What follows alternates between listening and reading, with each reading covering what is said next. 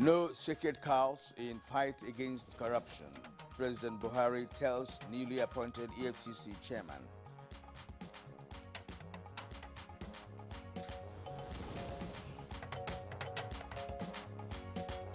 Northern Governors Meeting ends in Kaduna, resolves to work with security agencies for safety of schools.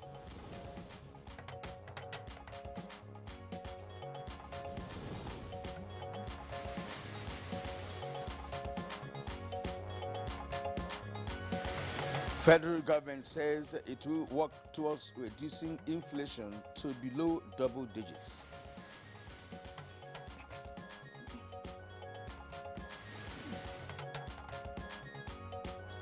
And on Good Morning Nigeria today, we shall discuss 1 year of COVID-19 in Nigeria.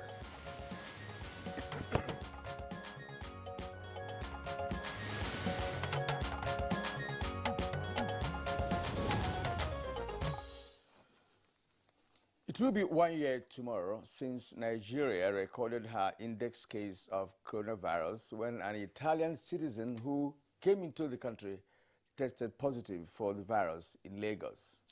That's right, Kirian. And about 2 weeks after that incident, the second case of the virus was reported in a Wikoro area of Ogun State. This time, it was that of a Nigerian who had had contact with the index case.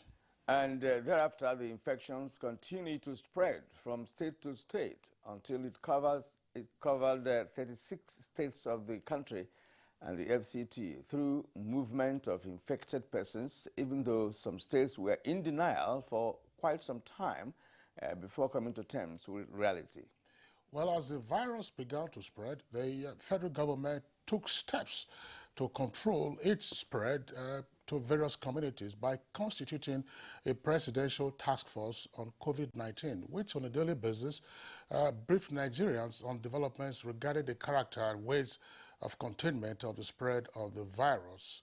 Now, the briefings of the PTF were being beamed live on the Nigerian Television Authority. And these measures include total lockdown of the country, banning interstate travel, both land and air, as well as international travels for months, enforcement of COVID-19 protocols, increasing capacity of states to detect the virus by the establishment of more laboratories to test, and above all, training of personnel to handle management of the virus. Chrisley, despite the denial by some states at the initial stage of the infection, we had witnessed the deaths of very many important personalities in those states arising from COVID-19 complications. That's right, Kirian. Now, talking about senior government officials, reputable academics, and other high-profile personalities who passed on.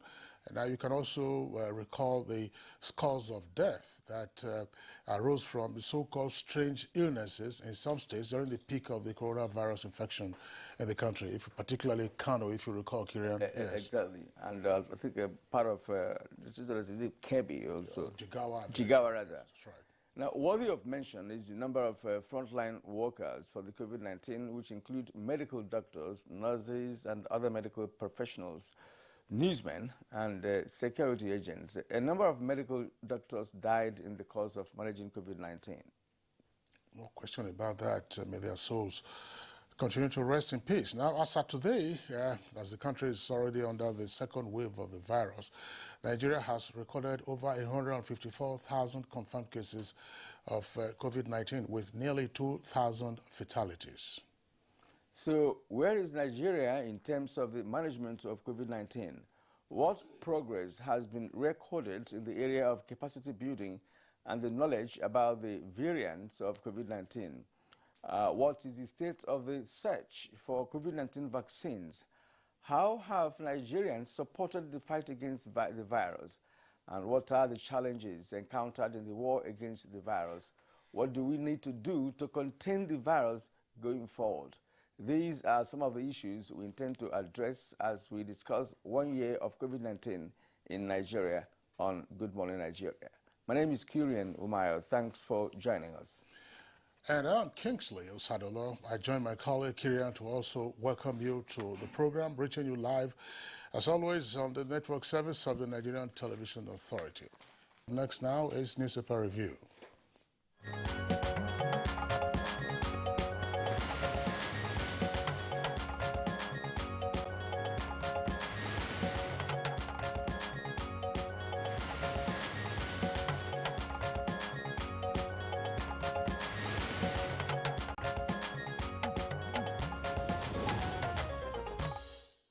And let's welcome Bayo Atebe, our reviewer, who is already here seated.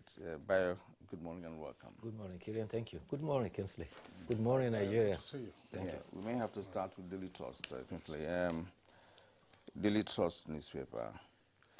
Reactions as Naba, Utomi, others draft new constitution for Nigeria. The story is on page 32. Then federal government plans supplementary budget as COVID-19 vaccines arrive next week. The story is also on page 33. Tears as NAV plane crash victims buried. It's also on page 33. In rare access to enclave, bandits speak on ravaging insecurity. Bandits speak on ravaging insecurity. And of course, the photo story there clearly shows the bandits and their hideouts. So, leader Shehu Rakib and the Kachala Halilu and some other fighters. Buhari vows to deal with criminals, warns against ethnic profiling. We are helpless, parents of Kagara boys. Gunmen killed 4 policemen in Calabar, it's on page 30. Nigeria's economy on course, UN Deputy Secretary General says, it's on page 18. Then Benue releases 210 impounded cows to owners. The story is on page 30. Kinsley. Okay, let's also take a look at the Punch newspaper. From above the name flag, reps threaten arrest of pension administrators for shunning probe.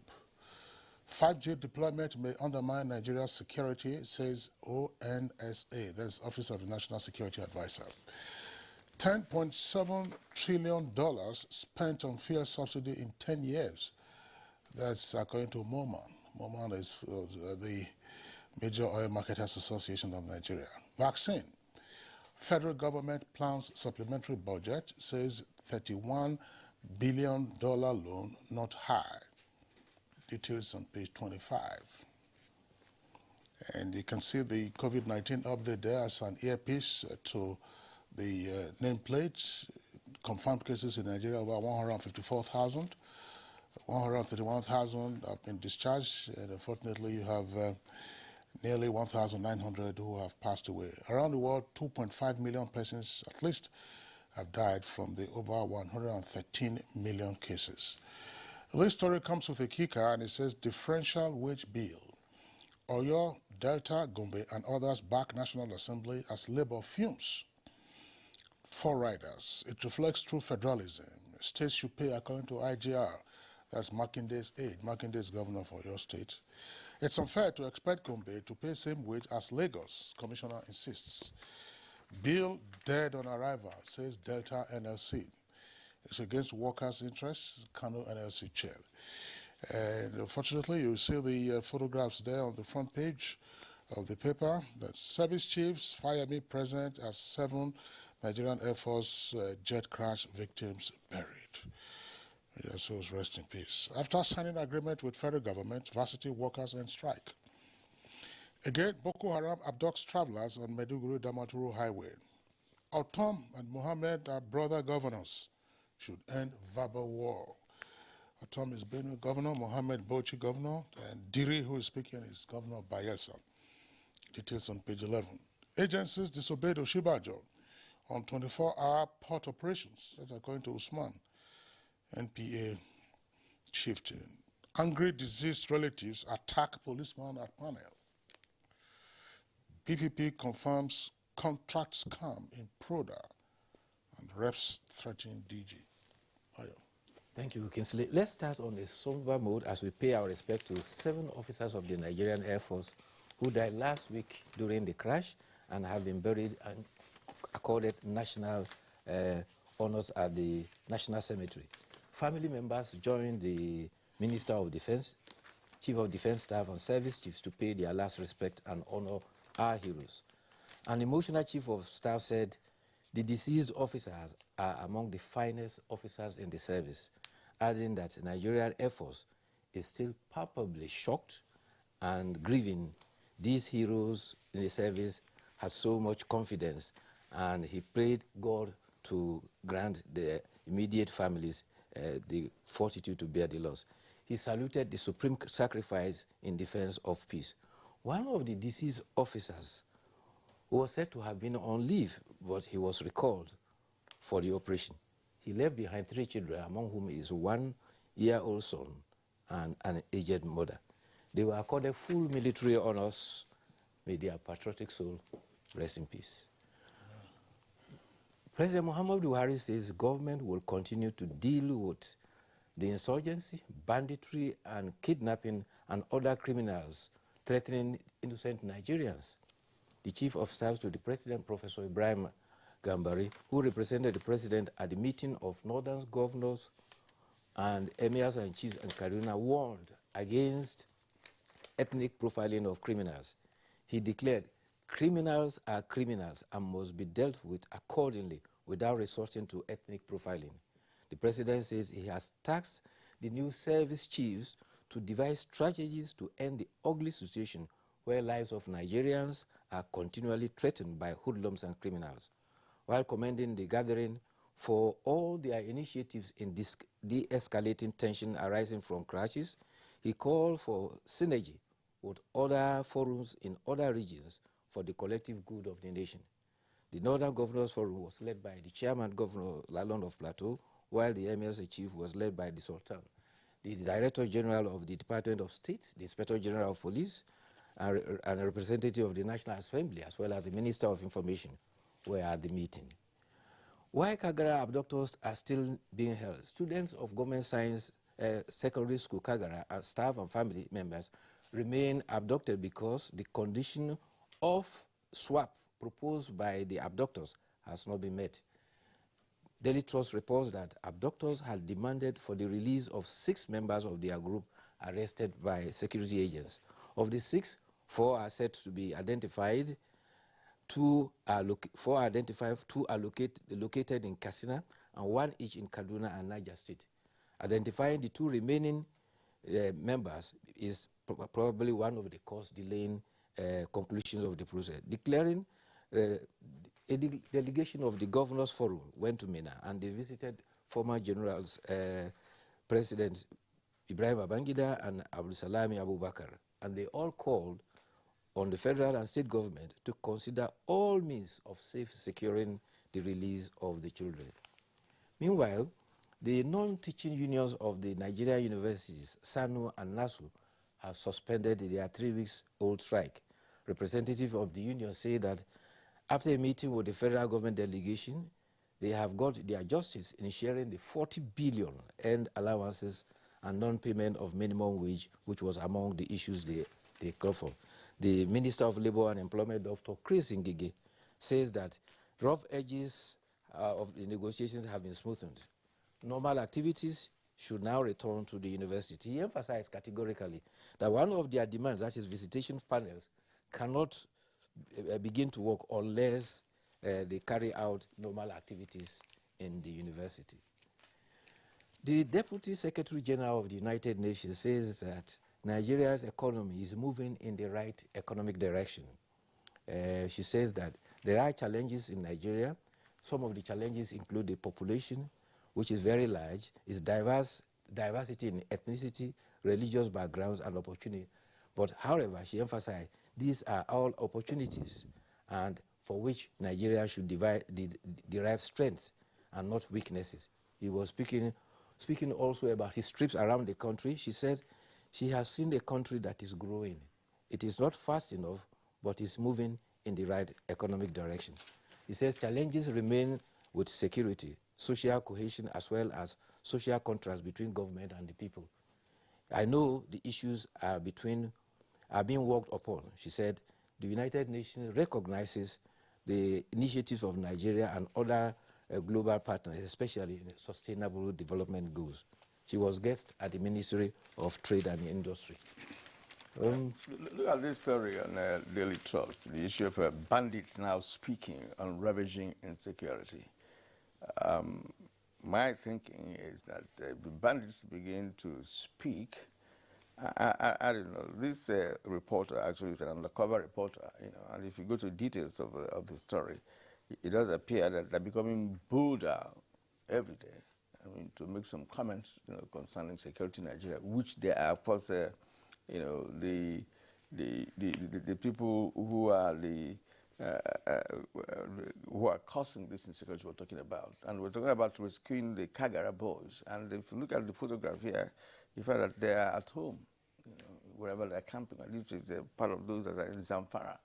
And they have all their connections, between Zamfara, Kaduna, Kebbi, and what have you. Yes. Niger, Kaduna, Zamfara, Kebbi axis. There's a forest that spread across those states, and they are moving across. Some of the persons that were abducted will tell you that they were forced to walk across from Niger State there, through Kaduna State, up to as far as Zamfara State, all throughout the night. But the dilemma here is that the media has a role of surveillance of the environment, giving information. But there's also the concern that sometimes the media becomes the oxygen for which criminals tend to breathe and survive. If you recall, Margaret Thatcher once said, in fact, he stopped media from giving publicity to Northern Ireland because he said media publicity was the oxygen that gave life to criminality. So that is the dilemma of the media. Most people will turn around and blame the media that media is giving them publicity. And they survive by the publicity they are given, and they are encouraged and emboldened by their activities. However, unless the media covers and tell us what is happening and they are thinking, we will not be able to think of solutions. So that is the dilemma.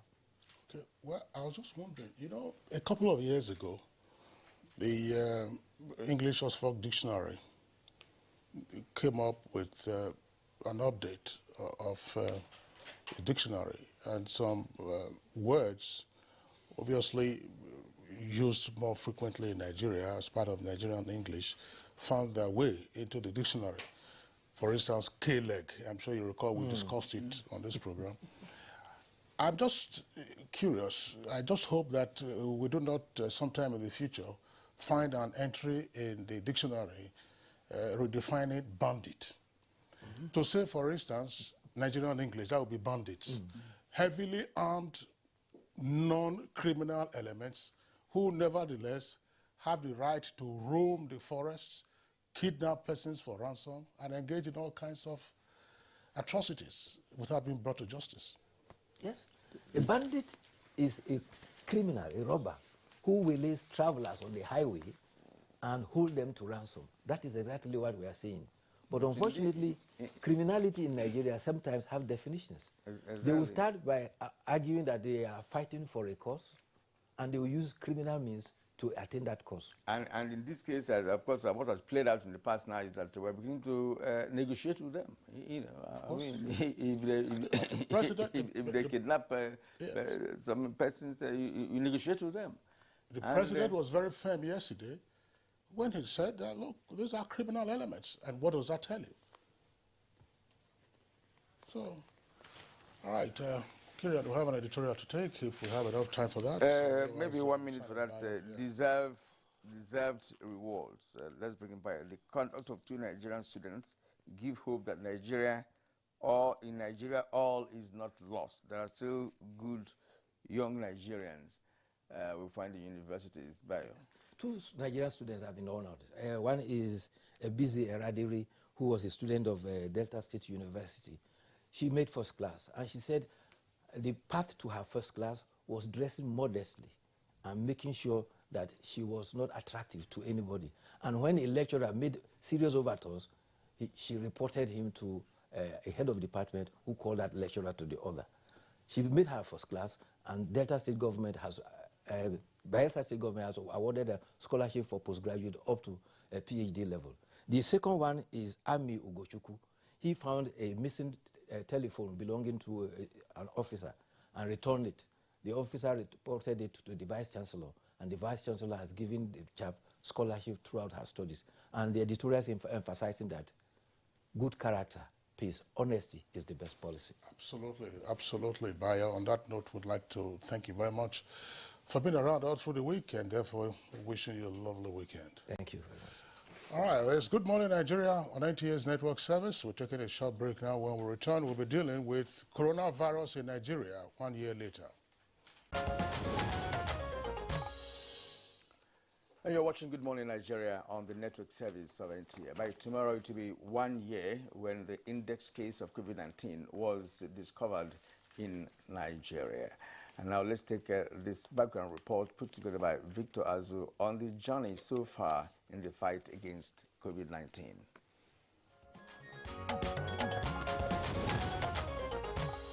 February 27, 2020, just like yesterday, when an Italian returnee into the country was confirmed COVID-19 positive, Nigeria's index case.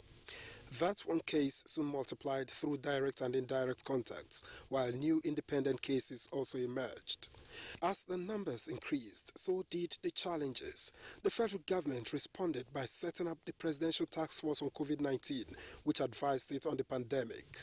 At the peak of infections in the country, the federal government declared total lockdown, which lasted about 4 months with its adverse effects on the economy.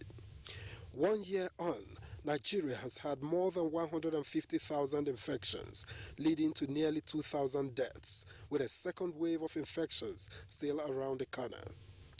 On the positive side, COVID-19 vaccines have been produced around the world, and the National Food and Drug Administration and Control (NAFDAC) has approved 2 for use in the country, with the first batch expected soon.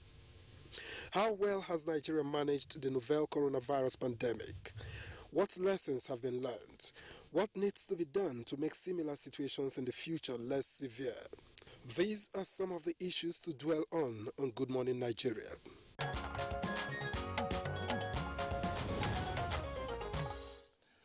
Many thanks, Victor Axel, for that backgrounder. We have guests with us this morning to discuss the issue, and they've all at various times been our guests as we battled with the coronavirus 1 year on. First, let's welcome the Honorable Minister of Health, Dr. Osagie Ihanire. Honorable Minister, pleasure to have you again on Good Morning Nigeria. Oh, thank you. Thank you for inviting me. Also here with us in the studios, Professor Abdulsalami Nasidi, who is the former Director General of NCDC, that's the Center for Disease Control, and also Provost of the College of Health Sciences, University of Africa in Bayelsa State. He was also Vice Chair of the Committee of Medical Experts for the FCT Task Force on COVID-19. Professor Nasidi, delighted to have you this morning. My pleasure. Thank you. And we also like to introduce Professor Maurice Iwu. Professor Maurice Iwu is the Chairman, Imo State Task Force on COVID-19. Professor Iwu is joining us via Zoom from Owerri. Good morning and welcome to the program, sir. Good morning. All right, gentlemen, let's begin first by asking the Honorable Minister of Health. 1 year since the coronavirus outbreak in Nigeria as part of the global pandemic. What has been our national experience? Well, the experience has been very interesting. The COVID-19 is peculiar in that it is novel. Nobody knew anything about it at the time of its outbreak. So as we are responding, we were learning along. You see the contrast between the present outbreak of Ebola in Congo and Guinea. The response is much faster now because they know more about it. At the beginning, when it first broke out, some 2014, the response was not as rapid as it is now. So we have learned a lot as we have gone along, and we have also been able to strengthen our assets. We have increased our laboratory capacity from 2 to about 80. We have trained a lot more people. We have acquired a lot more very relevant assets. We have more infection control and prevention measures, and there we have been able to increase our bed spaces. So there's a lot that we have learned there. All right, sir. Now, what aspect of the fight, has been more tasking to your ministry and, of course, health workers in Nigeria? The most tasking thing I would say has been the tracing and tracking. if you have a person who is infected, the protocol is that you trace all the contacts. And tracing and tracking is difficult, it is tedious. In some cases, it's risky because you go to areas where you meet hostility or areas where people are in denial, especially if they did not have any symptoms at all. So that area has been particularly tasking. And then also difficult was the beginning when we didn't have enough resources in materials to respond, PPE, reagents. So we're very lucky that the government stood by, provided resources, and our partners were also at our side. The UN system provided us with a lot of PPEs, personal protective equipment, and all the wherewithal that were required to respond. West African Health Organization helped. The government of China helped too. European countries helped. And even the private sources like Jack Ma, if you remember very well, provided us with many of the things we needed at the beginning, and a lot of the learnings that the WHO also gave us, sharing experience. They had weekly meetings with us and with the rest of the world. So it's been a very constructive journey throughout the outbreak. Well, in at least 100 years, the world had not witnessed what has played out in the past year with respect to coronavirus. It's been a total new ball game, as it were, as you have also explained. Just tell us, by way of synopsis, what your personal experience has been as the Honorable Minister of Health, faced with this global challenge, but also with a peculiar Nigerian character, as it were. What was it like being a Minister of Health under the pandemic? Well, it has been very challenging. First of all, driven by the fear of the casualties that came with it in other countries. We saw the health systems of very strong and powerful countries on their knees in Europe, in the United States. Saw the number of deaths they had, saw the number of infections they were having, how their health systems were also reeling under the weight of the COVID-19 pandemic. At the beginning, it was believed that we needed more and more ventilators, and we asked the question, do you have enough ventilators? And we worked very hard to try and acquire ventilators. Then it turned out that no, ventilators are not really the problem. You require high-flow supplementary oxygen. So we are now building a lot of oxygen plants. And then what has helped in a way was that we had the opportunity to study what other countries were doing. The US, the UK, Italy, Spain, they had very, very serious impacts, and we were able to watch on TV, sometimes live, how they responded and what we thought were the learnings we could learn, and some of the things we knew we had to avoid. So that was useful, and the collaboration with the World Health Organization and other bilaterals. We had conferences with various countries. We spoke with Indians and with Chinese and with Americans on their own experience, a lot of experience sharing. So the journey has been one of like driving into very unknown territory and finding your way through to your destination, and very unknown terrain. That's what it has been like.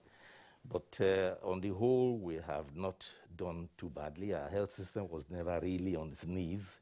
We were able to make it through and not have as many casualties as other countries have had. Yeah, and I was just going to come into the aspect of having casualties, because initially it was thought that Africa is going to experience corpses on the streets because of the experience of Western world, that was badly hit, by the virus. There was no treatment protocol as at that time. Now, how did Nigeria come about the treatment protocol that has made it possible for us to have many casualties? Well, we didn't have that many casualties compared to Europe. For one thing, Nigeria was very quick off the block. We were among the first countries in the world to start really screening at the airport, while other countries were letting everybody in. We started the thermal screening very, very early at the very beginning. Started with sanitation, started with taking travel history, started very early with tracing, contact tracing, and going after all persons who had been affected. When the index came in, the Italian gentleman who came in here was diagnosed, we were able to very quickly isolate all those who had been in contact with, traced 69 persons, and just one other person had been infected by him. And at that point, that particular case was closed. And so the further transmission from that index case didn't go beyond that point. But subsequent imports were to come in. As you know, the COVID-19 is an imported disease, and the importation continued on all sides until we just the portal systems, which were on very strict alert, eventually could not hold back all the infections that came in, mostly by air.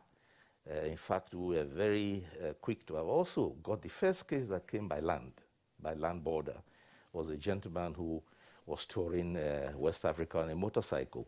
We were able to track him also. And so that was one advantage. The other advantage that has been mentioned, it has been said, is the youth bulge that we have. As you know, a lot of young people will have symptoms but will not be ill. And perhaps that's the reason why the casualty rate was also so old. You realize that in Europe, most of the casualties were elderly people in nursing homes. And there was at that time not enough understanding of the disease to keep old people away safe, as they have now learned to do. So that was perhaps another reason why in Europe we had such high casualties, and the attention to the people who were ill. It was a learning process all along the way, and we were in many ways very responsive in learning from the mistakes of others and adapting the lessons into our own circumstances. All right, Honorable Minister Dr. Sagi Anire, thank you very much. We'll, of course, come back to you in the course of the conversation. Let's bring in now Professor Abdulsalami Nasidi. Professor Nasidi, 1 year on, Nigeria's been battling with coronavirus. Tell us what you think the experience has been. Well, we, as the Honorable Minister had mentioned, we thank God that it didn't meet us, how will I say, unprepared, as it could have happened, especially when the Ebola, crossed our borders. We were lucky that Nigeria was ahead, in fighting similar diseases, and had established the Nigerian Center for Disease Control, an agency that was put in place specifically for, handling this type of cases. So the center was actually running strong, and by the time the infection entered Nigeria, we were already in a position to have the capacity, not just to track the infected persons, but even track the virus. And the country had the NCDC reference lab. We had very strong DNA labs, in the country already. And within 11 days of coming in, identifying the virus that the Italian brought into Nigeria, Nigerian scientists had virtually characterized the gene of the virus and even deposited it in the World Gene Bank. That is a big feat that had never been seen in Africa. The world was shocked, so we could respond so quickly. So the existence of the NCDC, some other strong laboratories like the one in Ede, the African Center for Genomics, and some in Kano and Ibadan, coming together in the Nigerian Institute of Medical Research, empowered Nigeria to be able to, jump and try to be ahead of the virus. So if you don't identify the enemy, assess the strength of the enemy, and know the behavior of the enemy, you can never win a war. So since we were able to quickly identify the enemy and read the characteristics, we're a little bit more prepared. Then, of course, our experience in fighting Ebola and polio, empowered Nigeria to also put in place some mechanisms which were being strengthened by the time the infection came. So we now started repurposing all those mechanisms and use them to fight this new infection. And that had been, really impressive. All right, thank you, sir. And let's go to Professor Maurice Iwu, who is the chairman of Imo State Task Force on COVID-19. So let's get your take on the fight against coronavirus 1 year on. Yeah, first of all, I think I want to congratulate the Honorable Minister and his colleagues and the NCDC that Nigeria did a marvelous job. The early start, as Nasidi mentioned, helped us a lot. I think we borrowed from what was learned during the Ebola crisis. And this whole idea of early start and being able to move from bench to the bedside also helped us. Our doctors have shown such a readiness to challenge the virus that, as is just mentioned now, it was just like a war situation. Here in Imo State, we learned from the early shock. Remember, the government here had just started, and 1 week after they just came into office, the virus stopped. So I was left with the task of having to assemble the medical team and the support staff. Right now, what we are having is the fact that this second wave is not really so much different from the first wave, only that it is faster in spreading. We have had about 26,000 tests so far, samples we have tested. Out of that 26,000, we have about 1,400 positive cases. The fatality rate is still very low, lower than most other countries, but that doesn't mean that we are relaxing. We are still enforcing the basic fundamental from the NCDC. And I'm so glad that we have doctors who are committed. People from actually outside our states call us in here to help. So through telemedicine and actually some kind of medical tourism, the doctors here have done excellently very well, and they have been able to treat as many patients as we can. But Nigerians are still very stubborn. When you go to the rural areas, people are not wearing face masks. They are not maintaining social distancing. The funeral ceremonies are still going on. And one of the saddest things we found that during this second wave, almost all the cases of death so far had been people who got it through social mingling. We warned and we asked people not to attend such functions, particularly those who are 65 years and older. But people just didn't listen. They went out and did their thing. So we had to start using mobile courts to be able to arrest people and then actually charge them. And then we have to shut down some eating places. We have to go to churches. I'm sure small churches were not happy with us because we actually have to force some of them to have strict church rules so that they'll be able to have the basic things, have their face mask, wash their hands, have some facility for washing hands, and maintain social distancing. But all said, I think we have a success case in our hand. That is, Nigeria as a country should be proud of what we have done. But the virus is not yet over. And that is why the leadership for the Ministry of Health is really, really very, very encouraging. The ministry showed a positive, this is quick outcome. And then we'll also be able to prevent people from coming into our country who were infected. What the port health people did was also excellent. They were intercepting people who are coming to the country and testing them. And one of the mistakes that people were making at the earliest time, that they think that if they tested negative in their countries and they enter the flight, that they will remain negative. It doesn't follow that way. Sometimes when you are even in the flight, you can contact the virus, and when you come home here, and when they are being asked to quarantine themselves, they will not even obey that. So it's a mixed bag. We have done well in terms of preparations. We have done well in terms of how promptly the NCDC have done.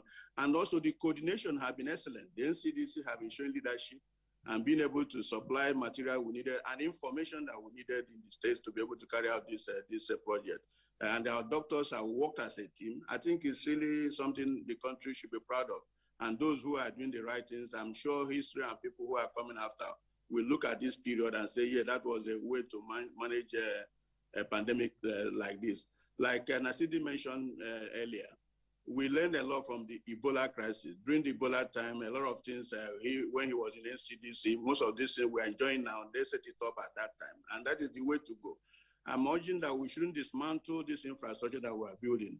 that there is no need to us to believe that this pandemic, such a pandemic will not come again. We are living in a world, in a natural world, and these things will keep coming. So the best thing to do, like we have mentioned, we gain a lot from the preparation done during polio, during Ebola, and during this time. And then if we can keep a steady state, just in case planning, I think that is important. A knee-jerk reaction is not good enough. And that's why most of our neighbors were caught unawares, because they didn't have this kind of infrastructure that we had built up at this particular time. Thank you. Professor Morris, thank you very much there for your response. We'll return to you also in the course of the conversation.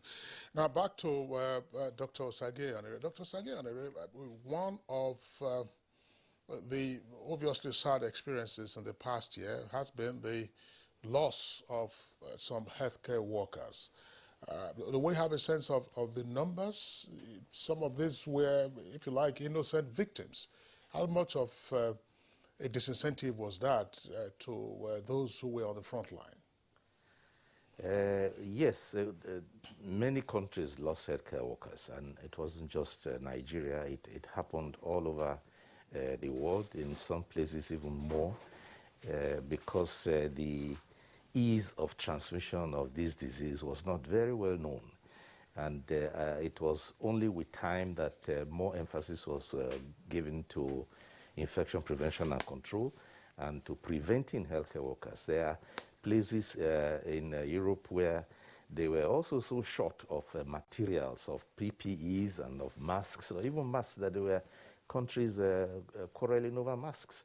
And because of the lack of enough protective materials, and healthcare workers were very zealous, many got infected, and some were sick, others lost their lives, and we do regret the lives lost in the course of service.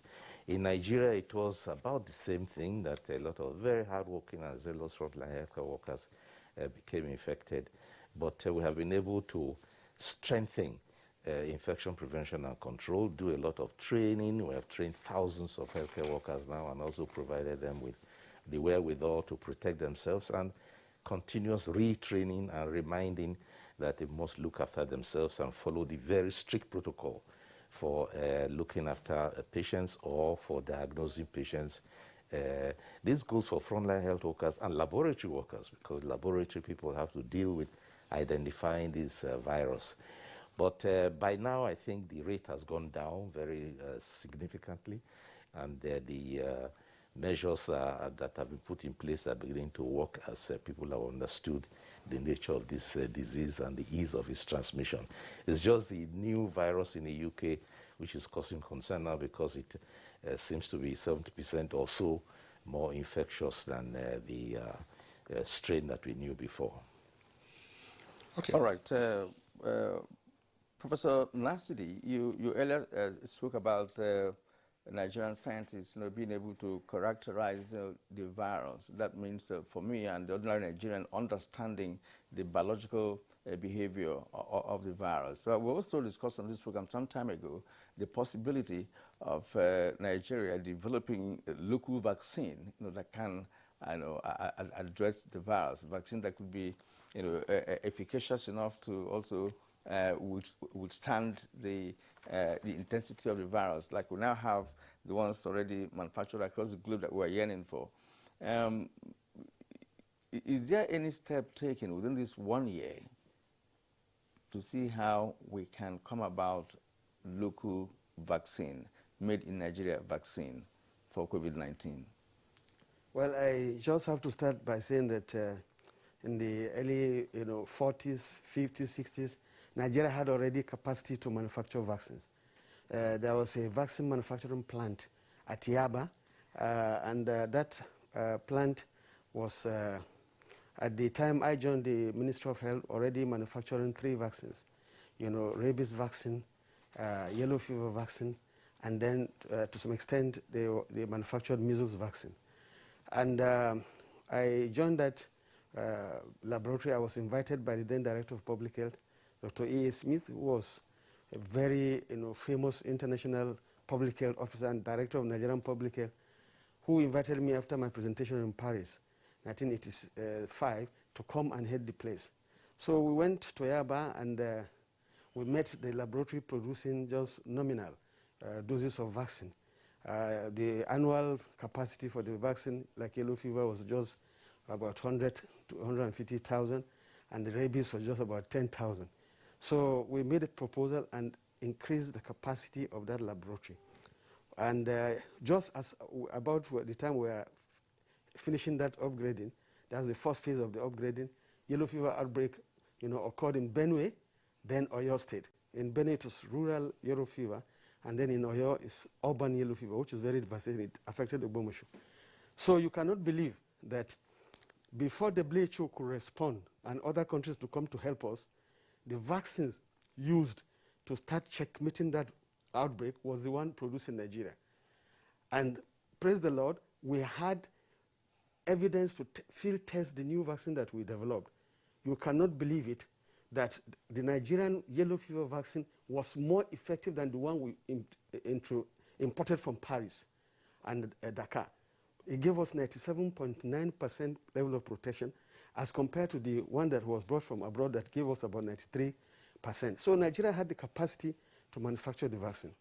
Now with this new development that the virus came in and we could quickly identify it, it means that even though we didn't progress, that's another story, a story for another day, on why didn't you progress along the vaccine manufacturing. But we progressed along building capacity to be able to identify the pathogens causing these diseases. So we strengthened our laboratories. We could quickly, pursue these pathogens.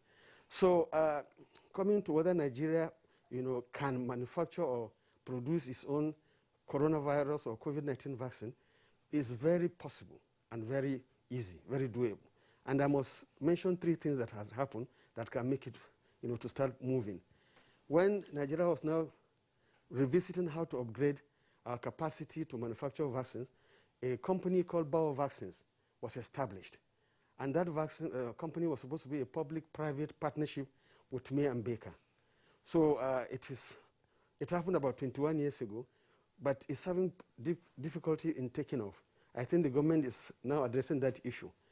And these are structural issues, legal issues, and litigious issues. I think when that is handled, then we shall have something in place.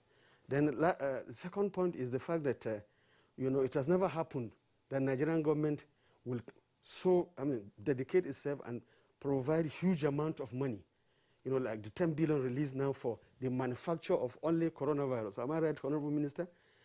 10 billion naira. That is, even the history of African continent, that has never happened. So that is another strong statement that, we are making to the world that we want to actually start going back to manufacture our vaccines. Then the third point is the empowerment of these other research institutes. Because without research and development, you cannot produce. Except if you are going to import what they have produced in bulk, then you repackage here. So these three things that have been done, shows that Nigeria can do it. But there's time wasting in terms of, getting that process to start on the ground, to really, take off the way it should. So maybe this is due to the fact that we ignore history, and if you ignore history, history ignores you. That's all right, Professor Nasidi, thanks a lot. Let's return to Professor Morris Iwu. Professor Morris Iwu, perhaps one of the experiences that we had and we still have with regard to coronavirus in the past year has been immune booster. That's to say, boost your immunity, and then, of course, you are unlikely to be infected by coronavirus, or even if you are infected, then you can overcome it. Now, this led to a wide range of proposals. I mean, you are a professor in the field of pharmacy. How well, in your opinion, was the messaging received by the populace as to personal responsibility that they could take in terms of either boosting their own immunity or just listening to expert advice and then following through without having to get hospitalized?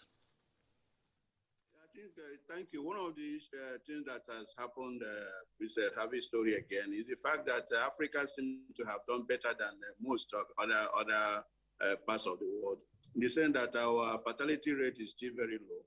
And some people have been debating as to why is that so. And one of the issues have been how we eat, how we live. I think the immune boosting food item that we take must have helped, but those are still anecdotal, and the research is still going on. On our own part, you will also recall that 2 weeks after we had the first index case, that I did approach the Federal Ministry of Health and Ministry of Science and Technology to inform them that we had earlier had a product that was both seen to be an antiviral and then have immune boosting property. But the interesting thing about immune boosting is that the time course of this particular virus, immune boosting is not enough, because if you have the immune system, actually one of the ways the virus attacks the patient is to exaggerate the inflammatory kinase. And then, so if you just product that just boosts the immune system alone, it will not be able to save the person. So that emphasis must have to be made between immune boosting and then the therapeutic effect after the virus has set in. Luckily for us, the product that we did bring forward is undergoing clinical trials now at Lutz. But then within the period, like happens in science, the country of Thailand, based on the work that we have made public, the ingredients that we use in preparing, it's just an ordinary tea, that they were able to have it licensed in their product, what we call emergency use authorization, that the compound and drug graphics is being used there as a formal drug. Whereas here we're also doing our clinical trials. And then the product, having gone through NAFDAC, helped to give people the kind of courage that they needed and faith to be able to use it. As I said earlier at the beginning of this presentation, one of the good things that has happened, that there was a rapid transition. There was translation medicine from the bench to the bedside. People were able to experiment because there was no known cure for the virus. So people were able to try everything that they could. And a lot of those so-called immune boosters, natural products, they worked. And I think there was a governor who all he did was just to take his usual abo, and at the end of the day, he was better. And then from the study done by NCDC and the NIMA, it's obvious that a lot more Nigerians came in contact with the virus than we actually knew. If a situation were in Lagos, 1 out of every 5 had the antibodies. It not necessarily mean that they got it from this particular pandemic, but what it means that they have been exposed previously to coronavirus, which means that there must have been some resilient immune boosting that our people must have taken over the years. And what is needed now is a structured drug development plan. And I'm sure that with what is going on in various laboratories in Nigeria, that we will now be able to have the confidence to know that our system works. The product that we made, there are just 3 immune fortification products.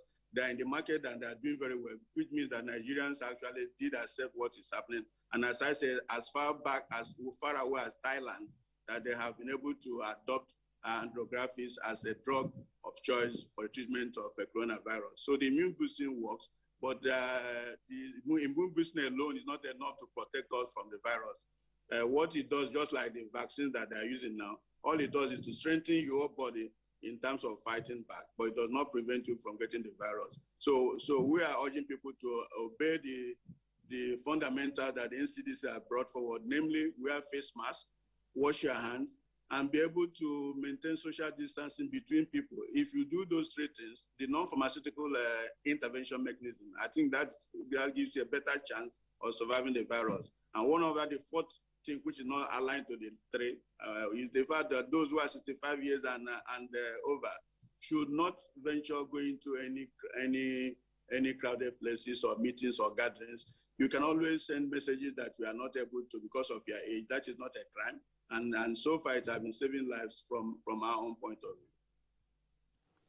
All right. Thank you, sir. Now, back here in Abuja, Dr. Henry, before the advent of COVID-19, the issue of the state of affairs of Nigerian hospitals, came on stream because when it broke out, it appeared that not many Nigerian hospitals were prepared, to handle COVID-19 cases. This also led to the establishment of isolation centers. Now, 1 year in the fight against coronavirus, what has been an improvement in the nation's hospitals in terms of equipment, in terms of facilities, and of course the capacity building for the health workers? Well, thank you. What I said earlier is that virtually all health systems in the world were caught off guard. It's not typically a Nigerian problem, as you can see, has happened even among the strongest countries in the world with the strongest health systems. They were also overwhelmed. They were surprised they didn't have enough ventilators. They did not have enough hospital beds. They had to quickly construct. Famously, China is said to have constructed a 1,000-bed hospital within a certain number of weeks. So a lot of countries had to face the challenge of inadequacy in their health systems response to the COVID-19 infection. And the same was true in Nigeria, in that we were faced immediately with the embarrassment of how many ventilators do we have, how many ICU beds we have, how many isolation centers we had. And the president was very, very interested and supported the health sector with everything we wanted. We also had support from our partners, the multilaterals, the WHO, and all the other Bill and Melinda Gates Foundation and so on. And then the Nigerian CACOVID, those are the Coalition Against COVID-19, that's the business sector. They supported us very, very generously. Now, we started out with 2 laboratories, and now we have over 80 public health laboratories functioning, and not hospital laboratories, but public health laboratories for diagnosis of infections of this nature. Now, at the same time, we have increased our bed capacity for isolation centers tremendously. As I speak to you, we have only about 36% occupancy, which means that we have over 60% of beds available if the situation arises. We have trained a large number of persons, a large number of competencies. We have made use of the Center of Excellence for Infectious Diseases, that is the Irua Teaching Hospital, where they have a lot of knowledge and expertise on this kind of problem. They came to do the hand-holding that helped us here in Abuja to understand and accredit the treatment centers. So we have used all the assets we have to create what we have at the moment, the state of readiness that we have. We have enough PPEs. As I leave here now, I will go to receive another set of donations that has been given to us, courtesy of the West African Health Organization and foreign partners who are still supporting us in different ways. The government has also made resources available. We are building oxygen plants all over the country, 38 of them, and where the Global Fund is also supporting us to rehabilitate the old plants we have, so that we have new ones and old ones, which will take care not only of all the cases we have of COVID-19, but other cases that will require oxygen, which before now would have been in difficult situations, like the cases of asthma and the cases of pneumonia. They can now be taken care of also. So we have gained a lot in trying to rebuild the health system, and we are continuing to gain, continuing to learn also, and looking for opportunities to for every state to now have a standard isolation center and a 10-bed ICU. That project is going on, and also a molecular laboratory functional in every state, every teaching hospital. So a lot has gone on, and a lot has been achieved in this period of time, and we're still continuing to push for more achievements as we go along. All right, thank you, Dr. Ihanere. Professor Nasidi, Good Morning Nigeria took a special interest in the occurrences in Kano when there were reports of unexplained deaths. We had grave diggers who were reporting that they were working in overdrive because of the many dead bodies they had to bury, and there were no formal autopsies. Incidentally, we also had His Highness, the Emir of Kano, join us on the conversation on Good Morning Nigeria. Well, I recall that the Presidential Task Force also took an interest in that, and you were one of the experts that were sent to Kano. And after some time, the news petered out as to the unexplained deaths.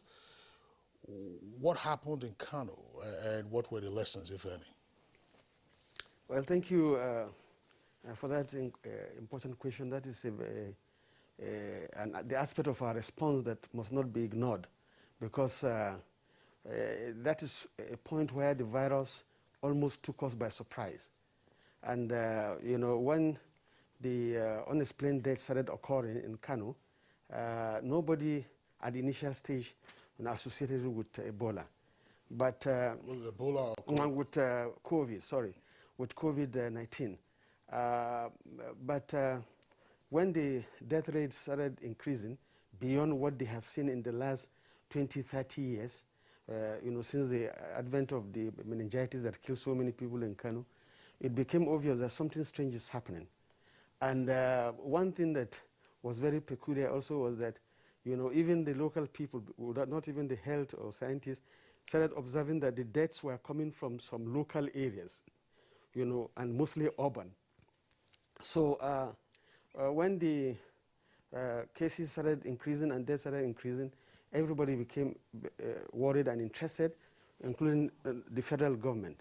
So to cut the long story short, you know, the Honorable Minister formed a tag team, you know, to go to Kano and see how we can address the issue. So the team was headed by Dr. Sani Gwarzo, who is now the Permanent Secretary and Minister of Trade and Industry and Commerce. And he's a public health scientist. And when we arrived, we found that three things were happening.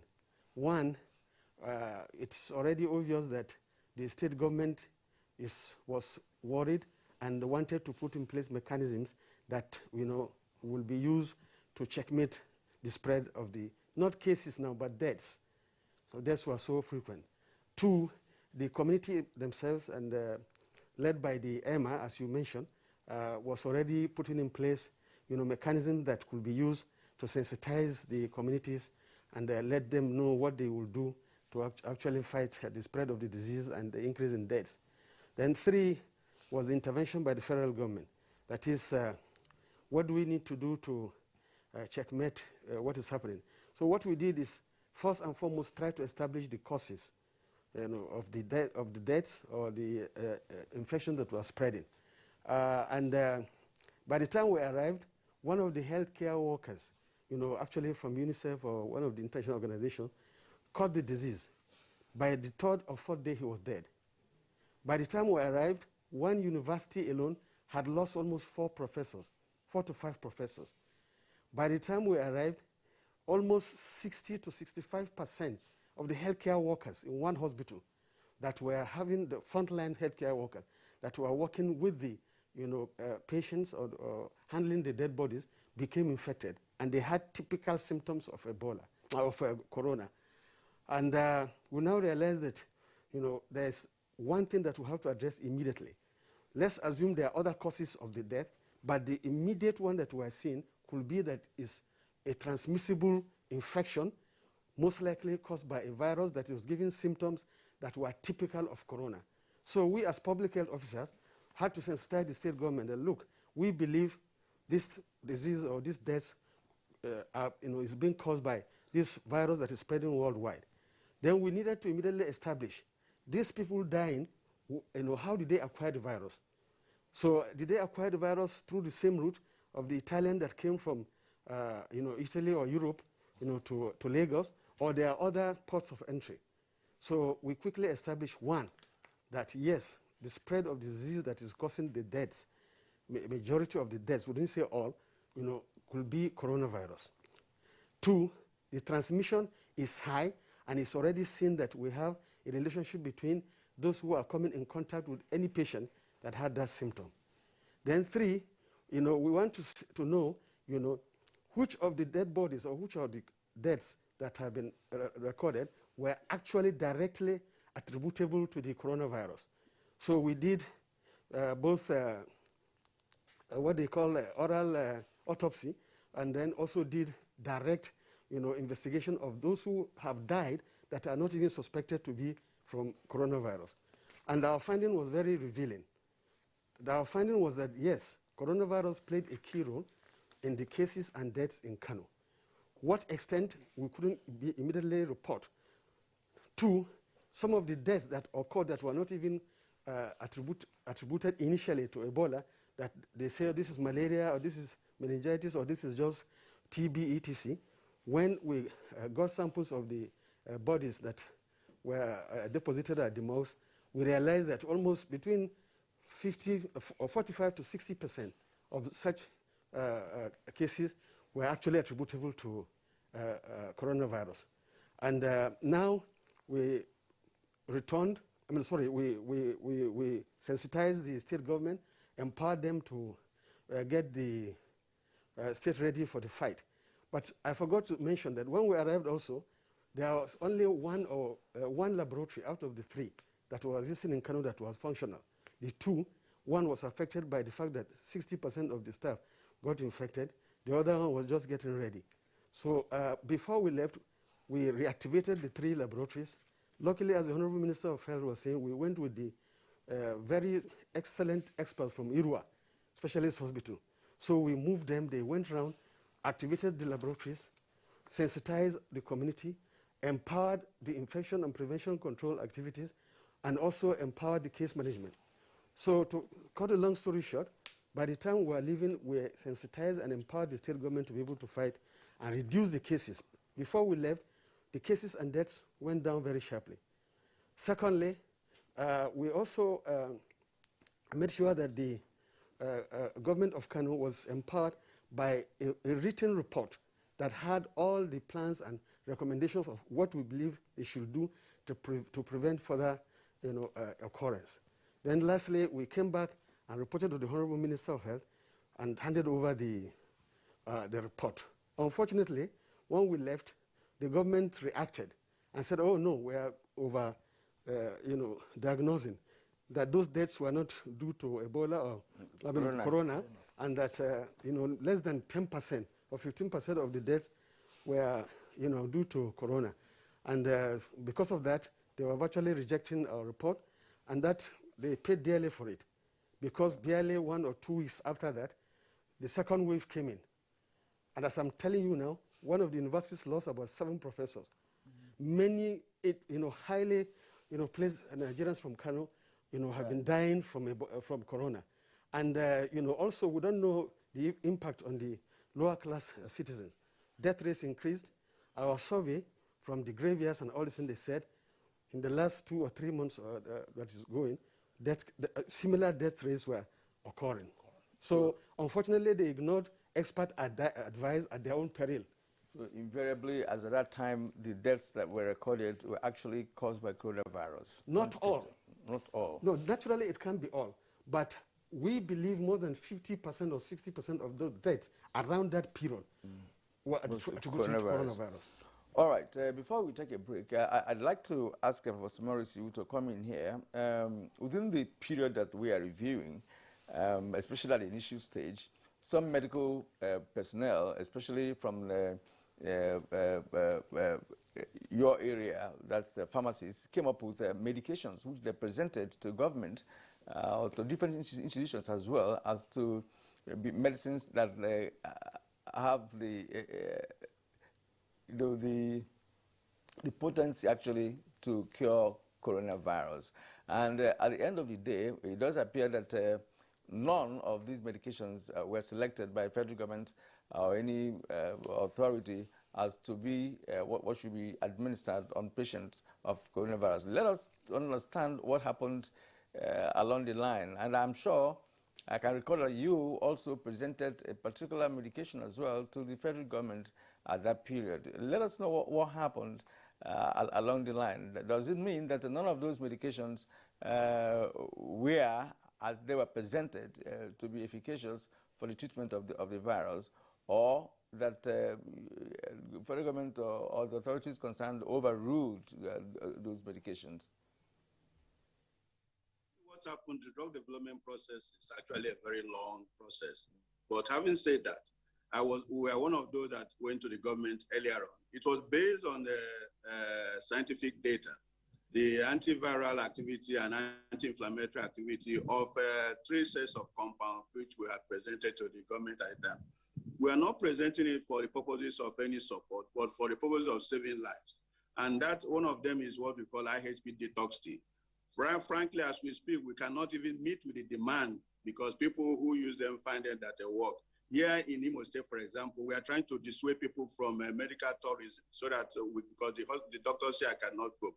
And then it's a situation whereby the drug development process is long. For example, the famous, or if you like, the controversial drug from Madagascar.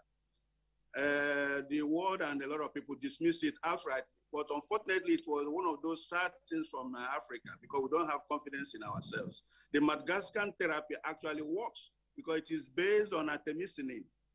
When we then had a situation that when we were really approached by a company in the US that had looked at it and found out what did happen was that the dose of the artemisinin, the active compound in the Madagascar therapy, was not given enough.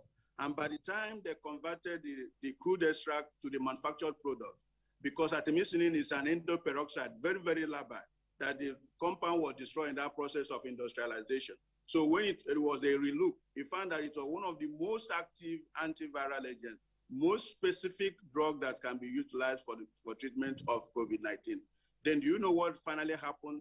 The Indians went ahead of us. We had mounted a clinical trial approved by various agencies, went to University of Abuja. Their ethical group approved it to be tested, but because of our slow process, the Indians went ahead of us. And if you look at literature, they have what they call Ativeda. Ativeda is nothing but the same old Madagascar therapy, but they have been able to get the active compound.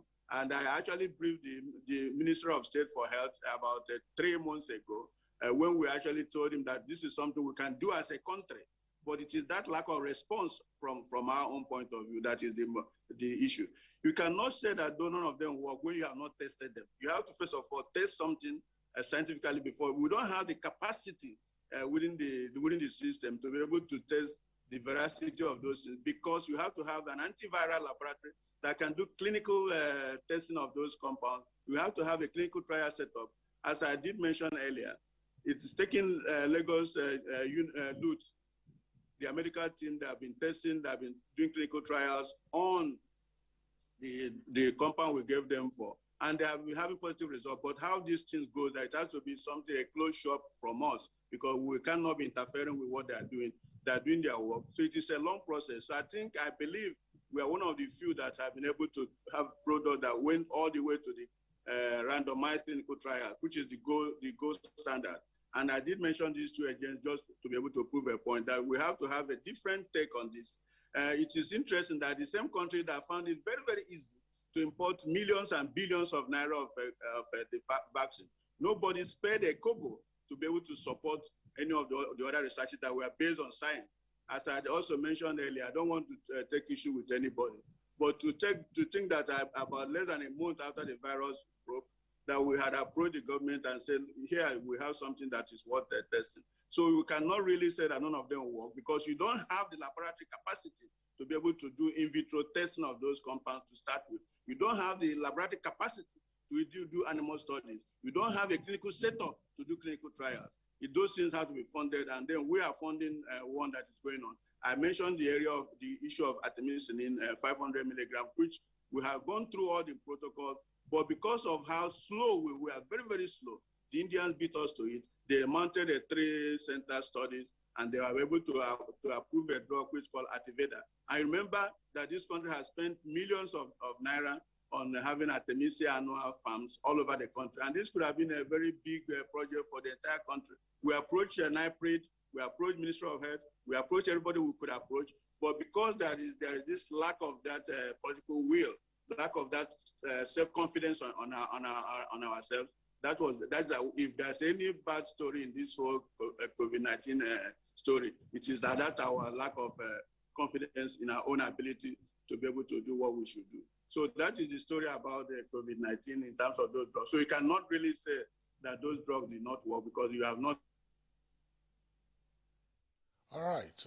Professor Morris, well, thank you very much there for your views. You're watching Good Morning Nigeria live on the network service of the Nigerian Television Authority. We're taking a short break now. When we return, we'll continue with our guests. All right, you're welcome back, and it's still Good Morning Nigeria on NTA's network service. Let's return to the Honorable Minister of Health, Dr. Osagie Hanire. Dr. Hanire, you may wish to respond to the points raised by Professor Morris with regard to how we have tended to treat, shall I say, proposals by some of our researchers and what they needed to do and what assistance they needed to also get. Earlier, when you were talking about lessons learned as well as platforms and infrastructure developed, you talked about how our hospitals have now, of course, been improved in terms of facilities and all that, but research is a very critical aspect of this. NIPRID is also there, and Professor Iwu, you have other private researchers. Going forward, what in your opinion is required to be done so that we can have in-country capacity for improved qualitative research?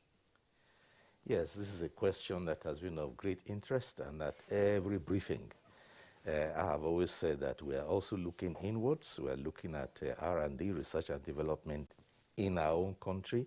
We are paying good attention to what our scientists are doing.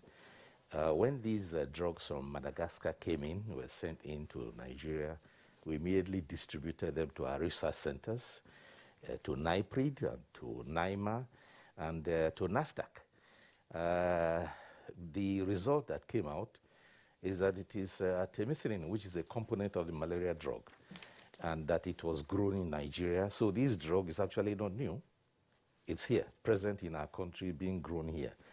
And because the component of malaria, the effectiveness against COVID-19, which at that time was not known, was not really demonstrated. That was the result we got. Now, scientists, of course, quarrel a lot with each other until they arrive at something. And the conclusion from all of our research centers is that, yes, well, it's useful against that, but how useful it is against COVID-19 is not well established. Remember, there was also a lot of passion for chloroquine at the time. Then it shifted to hydroxychloroquine. Then it shifted to remdesivir. Now it's on ivermectin. So we're constantly falling into the situation where there are different possibilities being brought forward. And that artemisinin was one of the possibilities brought forward, but it was not really established. And I believe that there are many scientific communities in and outside the country that will have snatched it up. Now we are told that India snatched it up. Very good. Okay, I'm not quite familiar with what the Indians do with it, but I know that the casualties in India were not dramatically reduced from the reports we got. They had very, very high fatalities from this medicine. This is not to say that it was not effective, but quite clearly we didn't see the dramatic impact that it had. We're also following up, we're still following up on all pharmaceuticals. There is no herbal preparation that we get, and we get dozens of them that we do not refer to NIPRI. That's a Pharmaceutical Research Institute. The research plants and anything that has to do with that area of science. And to NIMA in Lagos, we share that with them, and to NAFDAC. So it is from them that we get all the information. We encourage them to try as much as possible. With regard to vaccines, we actually have 2 vaccine candidates, one from African Center for Excellence and Genomics, and one from Ahmadu Bello University, which need to be put through clinical trials, phase 1, phase 2, phase 3. Now, that particular process is expensive and will cost over $1.5 million, for which we are looking for sponsors. Now, this is a vaccine that will be very interesting, but even if we had the money, it would take up to a year or more to actually finish getting the results. And we are still, as I speak, looking for sponsors. We are talking to those who could provide the money. Meanwhile, we're looking for money for vaccines that are ready for now, while we continue to look for vaccines that we can make domestically. We have the potential. We have all the wherewithal. We have the scientists. They are very smart people, both on the side of pharmacists and medical people, and the scientific, those who are in the science area. So the search continues, not only here, but across the whole world for medicines that are therapeutics that are useful. While we are still on the issue of vaccines, tell us, when should Nigeria expect the first tranche of vaccines to come? And what will be the vaccination protocol? We understand Ghana has already received, South Africa has already received. So when now do we expect? The month ends on Sunday, and so we're entering March. So when do we expect the vaccines? And when they arrive, what will be the protocols? When the vaccines will arrive depends actually on the donors. These vaccines are donated, and they are provided by the COVAX facility, as you know. And this COVAX facility is in the process of giving them out to various countries. We understand that after Ghana is Ivory Coast. When ours will come exactly, we do not know. So it is not really in our hand. But Ghana got its first shipment of 600,000 doses. We're expecting 4 million, which is quite a size, and we are prepared to receive that vaccine as soon as it comes. All the preparations are down. The launch of the vaccine will be at National Hospital, Abuja. They have been put on notice, and NPACD has done all the planning and micro-planning needed to get that process going. Now, as for the protocol, we are following the recommendation of the World Health Organization, which is to give attention to frontline health workers. And we are going to do the same thing, those who are exposed to the risk of being infected, and those who, if they got infected, create a vacuum in workforce. So we need to protect them. They are very valuable people, and it includes those who are working in our laboratories dealing with this virus, diagnosing them.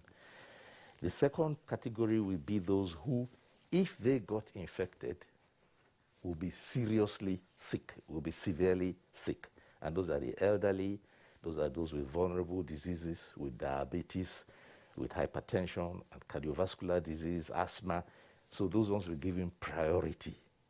You see, so we are going to start working healthcare workers and then the elderly and those with vulnerabilities, and scaling down to the age of 18. We are looking for what we call herd immunity, to be able to immunize 70% of our people, of our citizens, and hope that with that and with the same process in our neighboring countries, the West African sub-region, we are all safe. So our target is 70%. The vaccination is taken twice, right? At what intervals? 1 week after or 2 weeks after the first dosage? Well, the AstraZeneca is a 2-dose vaccine. The Johnson & Johnson, which is among the ones we are getting from the African Union, is a 1-dose vaccine. So there are 2 different types. And the interval that is suggested with the AstraZeneca is 3 weeks. But some countries have demonstrated the experience that if you stretch that interval up to 12 weeks, you do get better response, a stronger immune response and longer lasting immune response. That's what has been recommended, particularly from the UK. So we are looking at what the UK experience brings and also what we see here, but it's from 3 weeks to 12 weeks. Okay, Honorable Minister, thank you very much. You're watching Good Morning Nigeria. Here is some breaking news. Bandits are reported to have kidnapped an unspecified number of students of Government Girls Secondary School Jangebe in Talata Mafara local government area of Zamfara State. Details of this developing story will be brought to you as the day goes by. Once again, we're reporting that bandits have kidnapped an unspecified number of students of Government Girls Secondary School Jangebe in Talata Mafara local government area of Zamfara State. Details later. All right, so you're still watching Good Morning Nigeria. Let's bring in Professor Nasidi on the issue of vaccination. Just one point to clarify, because we keep hearing of, shall we say, the initial jab and then the so-called booster jab. In some cases, the Honorable Minister already said, look, some of the vaccines are just a single shot and then you are good to go. Well, knowing our environment, elsewhere we have seen instances of so-called vaccine chasers. You're going to see where vaccine is available and they quickly get one. So if you get, let's say the vaccine that comes now, AstraZeneca, you get one here, and then you are on the queue to get another one, you don't immediately see it, another vaccine is available, maybe Moderna. Can you take two different vaccines from two different producers to fortify yourself, or there are potentially consequences? Well, that's a very difficult question that many, scientists all over the world are asking. But the key is, which is the first? The wild virus that is circulating. Some of the people we are immunizing must have even come in contact with that virus. So they will have a particular level of antibody protection. So when you now give them the vaccine virus, it will serve as a booster. So scientifically, it will be possible that you get one type of vaccine, and then if, your time comes to receive another, you can get from another manufacturer. But most countries are avoiding that. And this is why Britain immediately Britain commenced their mass campaign using the Pfizer vaccine. They were faced with this big problem of, how many people can we quickly reach with the number of vaccines that we have, and then wait for another 2 weeks to immunize others, while leaving large volume of British citizens unimmunized, especially the ones at risk. So what they did was to say, hey, listen, we understand the protocol of the company that has manufactured the vaccine that says you vaccinate now, and then after 2 weeks, you give the second dose. But their scientists came together and said, no, we can modify it. At least we have bought the vaccine. We know what is happening in our population. Let's see if you can modify it. And to be frank, it worked. So if you take Pfizer vaccine now, and you have to get it in the 2 weeks' time, and the vaccine is not available, Britain said you can, widen that gap, to about 12 weeks until when this. But if you do that, like Nigeria is going to get 4 million doses now. If Nigeria gets 4 million doses, as Kiran asked, oh yeah, but you need to quickly immunize and give the second dose. So if you are doing that, that means the 4 million doses will go only for 2 million Nigerians. But Nigeria has 205 million population, out of which almost 160 million will require this vaccine. So if that is the case, you are just covering 2 million out of 160 million. But if you do the British way, you can use the 4 million doses to actually immunize 4 million people. And then, wait and give longer gap, maybe up to 12 weeks before you get another batch of the AstraZeneca, and then you continue. Then secondly, you ask the question is, how come, this disease did not devastate the African continent as was expected? So we are thinking that, it's very possible that a coronavirus, not necessarily this COVID-19, but with similar properties, must have infected our people in the continent. And so we have like underlying protection, which was hidden. So when the virus came with all the predictions of the modern scientists and others, that dead bodies will lie in Africa, it didn't happen. So that means there must be a hidden underlying, protection level among the people that, we need to determine. So the survey that was carried out in Lagos, Gombe, and I think, is it Oyo State or something, has shown and confirmed this fear that yes, we must have been exposed to this virus. You take Lagos, almost 1/5. If the population of Lagos is 16 million, and about 1/4 rather is, having the antibody to coronavirus, which means about 4 million Lagosians have already been exposed to the virus without us knowing. So we are grossly underreporting. But God has a way of protecting his own, that those who are exposed to this virus already have underlying protection. So what I'm saying is that at the end of the day, Africa might not need the 2-dose vaccine. That is what could be, that we might need just 1-dose vaccine because the level of our exposure to the virus is high. Then the last point is, when the virus is already circulating, we had a problem of, we couldn't control mass gathering. We even facilitated it. Take, for instance, the NIN, National Identification, this and so on and so forth. SIM linkage. SIM linkage. all this has brought too many people together, and I'm sure there could have been exchange of these viruses and so on. So there could have been increased natural exposure that will now, provide what the Honorable Minister mentioned, a hidden herd immunity, which we didn't know before. And as a result, the poor people, are not really dying as expected, and people couldn't explain. But we have a standing committee, advisory committee of the Honorable Minister, led by Professor Tomori, and made of top scientists in the country. We are looking into why is this happening? Is it possible that this will happen? Then that committee will also study and work with the MPSCD and NAFDA to see if we might need only just one dose. Yeah, but Kieran, that's an interesting point. But we have seen arising from these presumptions that Professor Dansidi has talked about and the scientists are working towards this, the behavior of some outliers in the Federation, let's say some subnational governments, where they have carried on as if Corona doesn't exist, and they have mass gatherings, no social distancing, no mask, and so on and so forth. How much of a challenge, Honorable Minister, very quickly, did your committee, that's to say the Presidential Task Force, and indeed the Federal Minister of Health, how much of a challenge did you find with just getting some states to cooperate with you in the fight against coronavirus in the past year?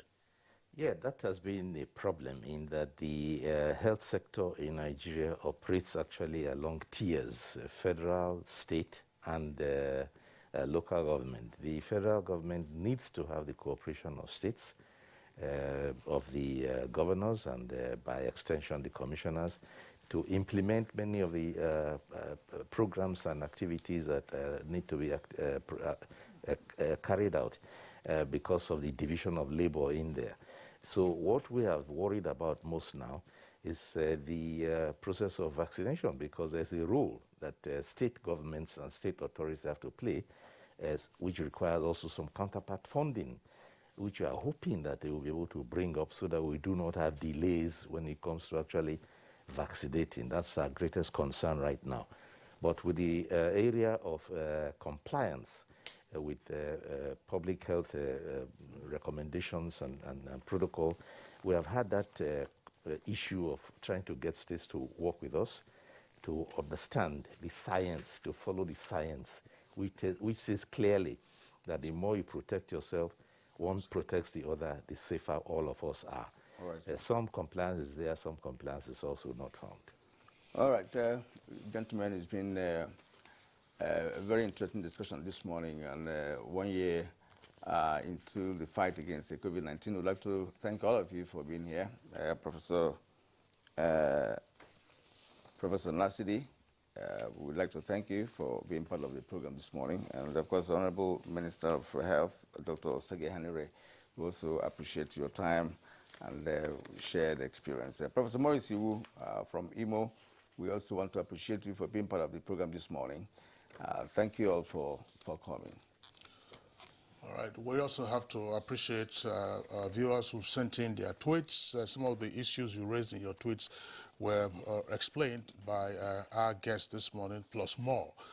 Dele Jack Solomon, Festus Akimboyewa, Brown Harry, Mike Ayankwo, Leo Fadaka, Barnabas Dynamic, Suleiman Babagana, Law Alpha C, Aji Mohammed, and Ibe Peter, Emeka Ede. Thanks a lot for your tweets. So that does it for us on Good Morning Nigeria for today and indeed for the week. We're back on Monday, same time, 7 in the morning. Until then, while having you observe the social protocols, have a lovely weekend. I'm Kingsley Osado. And I'm Kieran. You might have a good weekend.